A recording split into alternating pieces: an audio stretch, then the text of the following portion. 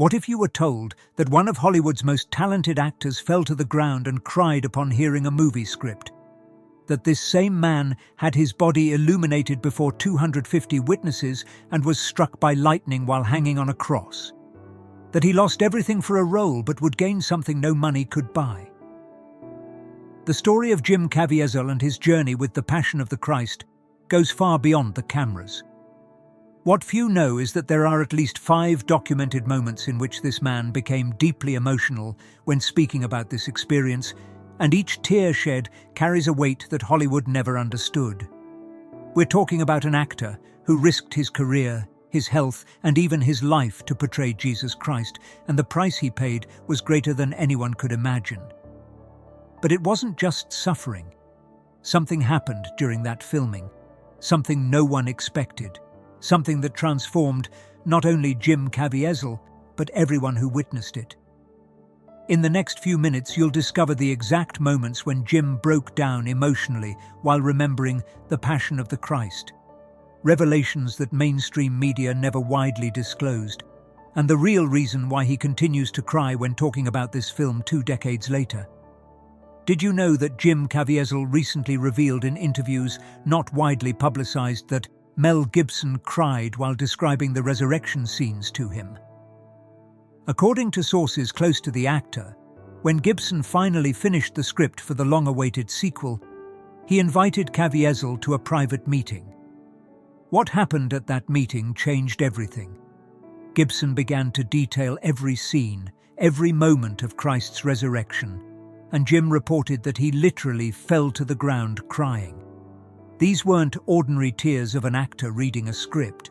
These were tears of someone being touched by something greater, something that transcended cinematic art. Jim described that moment as a devastating spiritual experience, where he felt the weight of responsibility to represent the Savior again, but this time in his glory, not in his suffering. This was only the first of 5 documented moments in which Jim Caviezel became publicly emotional when talking about the Passion of the Christ. And each of these moments reveals deeper layers of a story that Hollywood tried to bury. If you seek to understand the divine mysteries that happen around us, don't forget to like, subscribe, and share in the comments your own spiritual experiences that may connect with what you're about to discover. It was during an interview on the TBN network's Praise program that Jim first revealed the traumas of his childhood and how they connected with his role as Christ. At 16 years old, he ran away from home barefoot, running 16 kilometers on a frozen road, driven by anger and pain from a difficult childhood. I didn't realize it, but my feet were all cut up and I didn't realize I was barefoot, Jim confessed with a breaking voice. He arrived at a friend's house and was welcomed by Aggie, his father, who received him with unconditional love. That moment remained marked in the actor's memory because Aggie simply loved him without asking questions, without judgment. If you ever have difficulties, if you ever feel pain, whatever the situation, come, were the words Aggie told him. During the interview, Jim had to pause several times to hold back tears while explaining how God used that pain from his youth to prepare him for the most important role of his life. The pain of running barefoot on the frozen road, the bleeding feet, the feeling of abandonment, all of that came back to his memory when he had to portray Christ carrying the cross, with wounded feet, broken body. Jim cried upon realizing that that terrible night of his adolescence had not been in vain. God was molding a vessel that would be used to tell the most important story ever told. The third documented moment occurred in an interview with the Canadian newspaper Globe and Mail, directly from the filming set in Sassi di Matera, Italy. Reporter Gail MacDonald was visibly shaken by Jim's testimony, who had just spent 17 hours shooting Christ's interrogation. He was exhausted, with chains and ropes tied to his body. The makeup took 8 hours to apply, and his face showed signs of a man being consumed by the role. When the wind touches the cross at so many feet high, the air freezes your bones. The cross begins to shake and you think it's going to break. All you do is move and pray. Jim confessed with tears in his eyes. He revealed that he had never been so exhausted, nor gone through so much physical and mental pain. "After my first day on the cross, I almost reached hypothermia," he admitted. What made Jim emotional at that moment wasn't just the physical pain he was enduring, but the profound understanding that this was only a microscopic fraction of what Christ truly suffered. He cried upon realizing the enormity of God's love, a love that endured torture, humiliation, and death for people who didn't even know him. "How can I complain about cold or pain when I know he went through infinitely worse for me?" Jim questioned between sobs. The fourth moment came years after filming. In an interview about his experience in Medjugorje, the site of Marian apparitions in Bosnia-Herzegovina, Jim revealed that without his experience in that holy place, he would never have accepted the role of Jesus. It was there that he had a transformative encounter with Father Jozo Zovko, a priest who had suffered persecution for his faith. When Jim and the priest met, something extraordinary happened. They placed their hands on each other's shoulders, and the priest placed his hands on Jim's head. "At that moment, I felt these words in my heart: 'I love you, brother. This man loves Jesus,'" Jim related with a trembling voice. Father Jozo, not knowing who Jim was, spontaneously asked his interpreter who that man was, because he felt he needed to speak with him. This was the beginning of a friendship that lasts to this day. Jim cried when telling this story because it was at that moment that he knew with absolute certainty that portraying Jesus wasn't just a job. It was a divine calling, a mission that had been prepared since before he was born. "I had already finished filming The Passion of the Christ, and several times I experienced how different forces tried to prevent me from making that film," Jim confessed, recognizing that there was a real spiritual battle happening behind the scenes. The fifth and most recent moment happened when Jim spoke about The Passion of the Christ sequel that is being prepared to film in 2025. In an interview with American politician Devin Nunes, Jim revealed that when Mel Gibson detailed all the resurrection scenes to him, he was on the floor crying. "Mel detailed all the scenes to me, and I was on the floor crying," Caviezel affirmed emotionally. "It will be one of the best things you've ever seen. I can't tell you when it will be released. If I told you, I'd have to kill you," the actor joked, but his voice carried a weight that went beyond the joke. Jim explained that he's afraid to make the film, but that this fear is necessary. "Am I afraid? Yes. But if I wasn't, I wouldn't want to work as an actor because we're never ready and this is a war," he explained. Jim's emotion when talking about portraying the resurrected Christ comes from the fact that this time it won't be about suffering, but about victory. And that victory, according to him, is something the world needs to see now more than ever. Sometimes we wonder what exists beyond our physical world, and other times strange things happen that make us question everything we thought about life.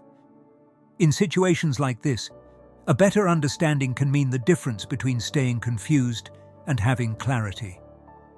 That's exactly what our ebook, The Secret of Jesus' Apparitions, offers. Consider acquiring this incredible material for a symbolic value. This exclusive material offers keys to decipher divine signs and understand how Christ manifests in our days. Your contribution allows us to maintain this independent research work. The link to acquire the material is available in the pinned comment.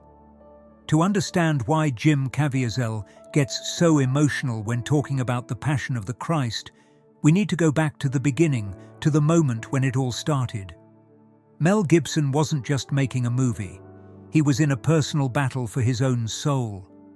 In the late 90s, Gibson was a global superstar, with international fame, box office successes, and the rare privilege of choosing his own projects in Hollywood. But behind the cameras, something very disturbing was happening with this man. He was fighting serious demons. There was addiction, depression, and a growing feeling that something was missing in his life. Things got so bad that he began to have inappropriate thoughts, thoughts about ending it all. It was at this lowest point of his existence that something strange happened. Mel suddenly reconnected with his faith, and it didn't happen in a smooth or symbolic way. It happened in a deep and almost obsessive manner. According to Mel, in the midst of his pain, one day he simply fell to his knees on the ground and began to ask God for help. From there, he began to meditate on the gospel, especially the parts that had to do with asking God for help, parts he had read when he was much younger. And it was there that the idea behind the Passion of the Christ was born. Mel once said, "I was a bad guy, a really horrible guy. My sins were the first to nail him to the cross. So I wanted to tell his story. This wasn't a casual confession. It was the cry of a man who had looked into the abyss and seen his own darkness reflected back."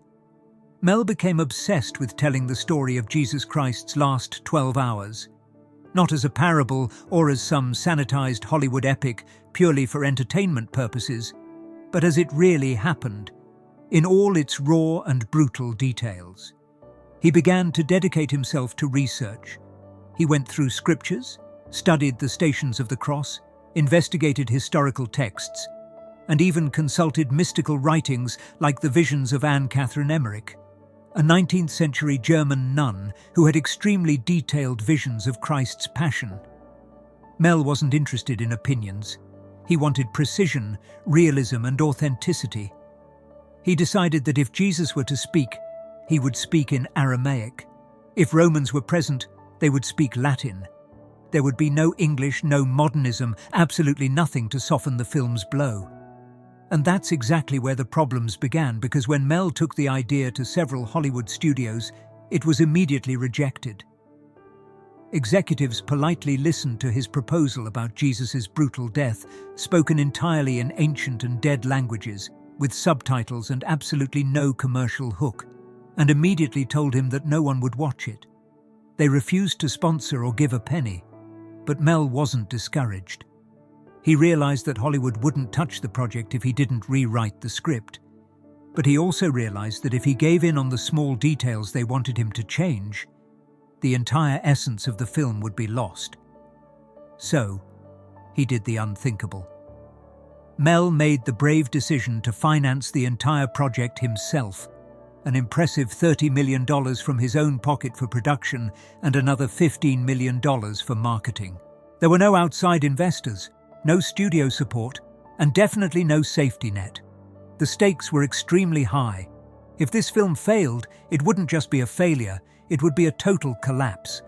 But Mel didn't care, because at this point, this film was no longer just business. It was a calling. And he was about to break every rule in the book. But his next decision raised even more eyebrows. Mel decided he didn't want Hollywood's usual stars in the film. No famous names, no faces that would distract, and definitely no A-list actors who would divert focus from the story. He believed the film had to look ancient, timeless, and anonymous, so that audiences wouldn't see the actors, they would simply see Christ. And that's how Mel decided on the man whose life completely changed with this film, Jim Caviezel. Jim was a serious and devout Catholic actor who at the time was better known for supporting roles. He had the intensity Mel was looking for and the humility to take on the most demanding role imaginable. When Mel offered him the role, Jim didn't hesitate. He was ready for whatever came his way. In fact, after offering him the role, Mel supposedly called back and asked him not to accept the role, saying, "You'll never work in this town again." But Jim responded by saying, "We all have to embrace our crosses." Jesus is as controversial now as he ever was. Not much has changed in 2,000 years. This response revealed something about Jim's character that Mel immediately recognized. This wasn't a man looking for fame. This was a man looking for purpose. From there, the cast took shape, and then Mel announced his extremely bold decision to have the entire film shot in Aramaic, Latin, and Hebrew, without modern translations on screen during filming. The idea was to immerse the audience and remove any modern filter from the experience. Of course, subtitles would be added later, But Mel's hope was that even without understanding the words, viewers would understand the emotion, the betrayal, the agony, and the sacrifice. And so, language became part of the film's texture, and its sound carried even more weight. The harshness of Roman Latin and the melancholic cadence of Aramaic made the film's world seem completely removed from anything modern, yet emotionally immediate.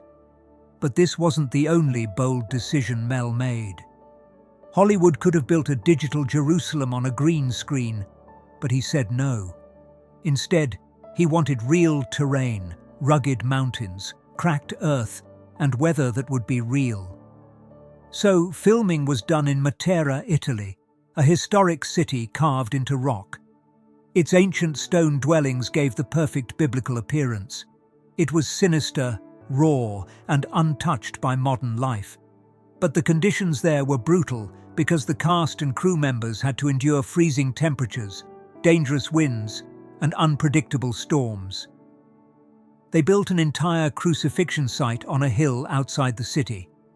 It was a full-scale recreation of Golgotha, with wooden crosses, dirt paths, ancient tools, and nothing fake or plastic. As pre-production transformed into filming preparation, several people, from actors to crew, began to feel that this project was different.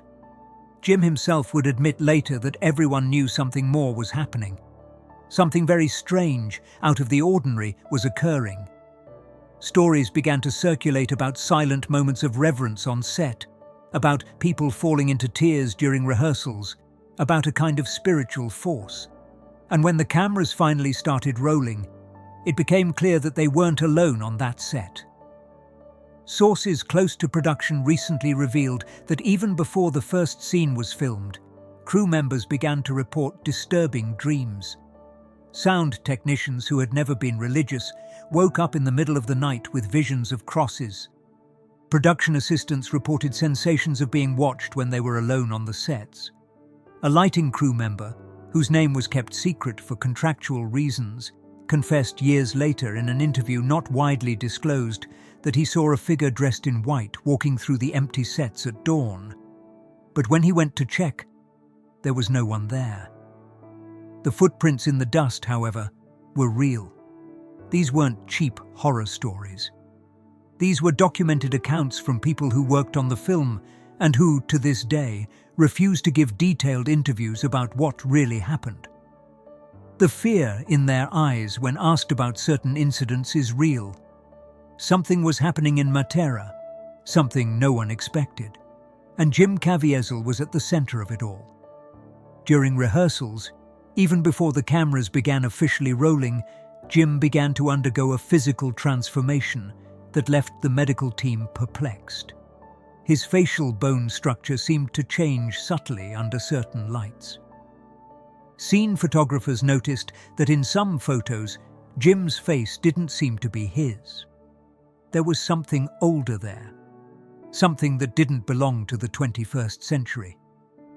Keith Edwards, the film's principal photographer, kept some of those images for years before finally revealing in an interview kept secret that some photos simply didn't make sense. Light fell on Jim's face in ways that defied the physics of cinematic lighting. It was as if there was an internal light source emanating from him, but our equipment didn't register any external source. These aren't stories Hollywood wants you to know. They're truths that were buried under confidentiality agreements and fear of ridicule. But the truth always finds a way to come out, and 20 years later, the people who were there are finally beginning to talk. The cameras had barely started rolling on the Passion of the Christ when the atmosphere changed. This wasn't like any other film set. What should have been a rigorous and spiritual production began to transform into something else, something that, to this day, many of the people involved still can't fully explain. And it all started with lightning. When he took on the role, Jim Caviezel had automatically committed to a physically punishing performance. We're talking about full-body makeup, hours on the cross, whippings, bruises, dirt, and blood. But what he and others on set didn't expect was for the sky to turn against him. During one of the scenes on Golgotha's hill, while standing on the cross, Jim was struck by lightning. The crew froze. No one could believe it. The shock threw him off balance, and he bit his tongue and cheeks. According to the actor, the lightning eventually led to 2 heart surgeries, including open heart surgery, along with many medications. Fortunately, the problem was eventually corrected years later. But what's even stranger is the fact that a few minutes after Jim was struck, the lightning struck again. This time, it hit the assistant director, Jan Michelini, who had also been struck earlier on set, and he survived once more. Twice. On the same set, same filming, same location. How many times does lightning strike twice in the same place? Scientists call this rare, but those on set began to call this something totally different. Some said it was a sign, others said it was a warning. But this wasn't the only unnatural thing that happened on set. Reports indicate that crew members began to speak in low tones about a strange presence on set. Not something visible, but something they could feel. Some others described feeling dizzy, nauseous, or suddenly emotional during filming, but only during certain moments, like the scourging, carrying the cross, and the death scene. Even Mel Gibson, who is known for being composed and focused, was seen leaving the set during those moments. Some said he was praying, while others said he was crying. The filming location, Matera, Italy, isn't known for dramatic weather, but during filming, it became strangely unpredictable. Sunny mornings would transform into darkened skies at noon, only to return to clear, windless afternoons within minutes. A scene would begin under calm skies, and in the middle, powerful gusts would sweep through the set, knocking down equipment. Sandstorms appeared out of nowhere, and tents were torn from the ground. Sometimes, as quickly as it started, there would be silence. At some point, it began to seem less like weather challenges and more like a warning. But let's talk about Jim Caviezel, the actor who took on the role of Jesus Christ. Some say he wasn't just acting the role of Christ, he was literally enduring it. Did you know that during the scourging scene, the whips were carefully designed not to hit his skin? However, during one take, the angle shifted slightly, and one of the barbs caught his back. The blow tore his flesh and left a 35-centimeter scar. But that's not all. Later, when carrying the massive cross, Jim slipped and dislocated his shoulder. In fact, reports revealed that some screams you hear in the film's final cut weren't acting. They were real. At some point, it seemed the film had become a battlefield, not between actors and critics, but between forces much older than that. Forces of good and evil. Mel believed that The Passion of the Christ wasn't just a film, but a spiritual weapon. Mel believes that what happened on that set wasn't just filming. It was intense, and it was inexplicable. Unconfirmed sources reveal that during filming in Matera, something even more disturbing happened, something few know about. During the Last Supper scene, while Jim and the other actors were in their places, a crew member noticed that the bread used in the scene began to exhale an aroma that didn't match the common bread used in filming. It was a sweet, almost floral smell that filled the entire closed set. Sound technicians recorded whispers on their tapes that weren't produced by any of the actors present. When the tapes were later analyzed, linguists couldn't identify the language, but the cadence was ancient, rhythmic, almost liturgical. When The Passion of the Christ finally reached theaters on February 25, 2004, it didn't open like an ordinary film. It detonated like a bomb. Hollywood had turned its back on Mel. Critics were sharpening their knives even before the film premiered. And some religious leaders were preparing to defend the film or condemn it in the harshest terms imaginable. But nothing, absolutely nothing, could have prepared the world for what happened next.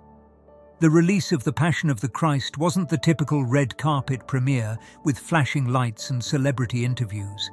There was no massive press tour, no late-night show interviews, and announcements.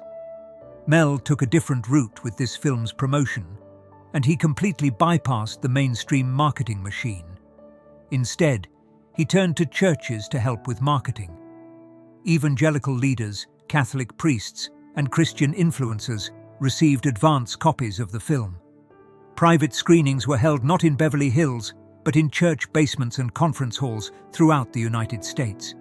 Despite being an extremely violent religious film, subtitled R-rated, with 0 Hollywood stars, The Passion of the Christ continued to attract crowds.